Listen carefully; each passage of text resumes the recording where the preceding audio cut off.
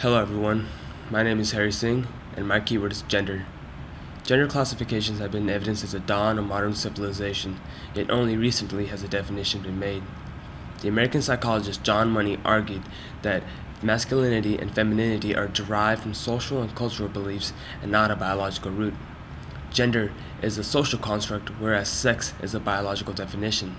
Male and female are sex categories, whereas feminine and masculine are gender categories. The two are still assumed to be the same thing because society thinks that sex determines what gender will be. The World Health Organization makes a clear attempt to define the difference between the two. According to them, sex is defined as the biological and physiological traits that represent men and women, and gender refers to the socially constructed roles, behaviors, activities, and attributes that a given society considers appropriate for men and women. In other words, the definition of sex is concrete, yet the definition of gender varies substantially across different human societies. What is normal in American culture might be drastically different to what is normal in different cultures across the world. These social norms can differ in all aspects of life, from etiquette, behavior, and communication. Gender can also differ through history and social class. A woman from a higher class may not be expected to work in her life, whereas it might be normal to see a woman do so in the working class. It was accepted in the 20th century that the man of the household was the breadwinner, and the woman was supposed to stay home and rear the children. This gender role has changed drastically in the 21st century, as it is encouraged that women seek a career and acquire an occupation. While the definition of gender is so dynamic, the majority of society assumes that it cannot be changed, that the definition of what a man is supposed to act like and what a woman is supposed to act like will always be the same. This, however, is not true because active feminist women have made significant processes in changing the role of women in our society today. Organizations such as the Women's Health Movement, which was started in the 1970s, made significant contributions to alter the outlook of modern medicine. These women dismantled the prejudice that they received in clinical trials and medical attention to make progress towards equality in healthcare for not only women, but also minorities.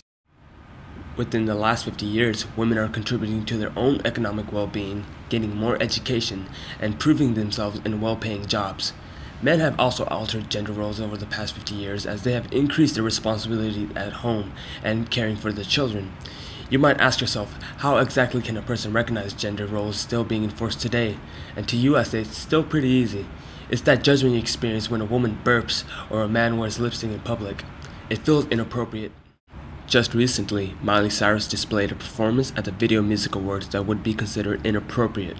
She wore a very revealing outfit for her age and sported a foam finger which she used to make several sexual references throughout her performance. When she was accompanied by another singer, Robin Thicke, she began grinding on him and even licked him at one point. This was a married man. Whether or not she was trying to make an attempt to change the gender roles that still oppress women today, or was just trying to get attention, I feel Miley Cyrus definitely brought light to a certain bias. Had a man done these obscene behaviors on stage, it would have been totally acceptable, yet she was looked upon with disgust.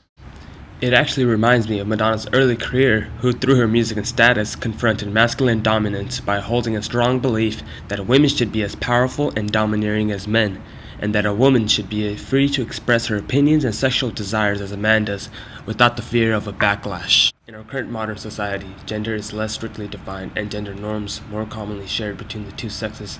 It makes me wonder, however, if it will lead to a lack of identity, especially in young children who only recognize themselves as boys or girls. Will it soon be a common sight to see boys play with dolls and girls play with cars? Is our current gender roles assimilating or exchanging positions between the two sexes? There are many questions regarding the results of a gender that is unisex or reversing roles with one another. If gender roles have changed this much over the past few decades, how much further will they evolve over the next few decades?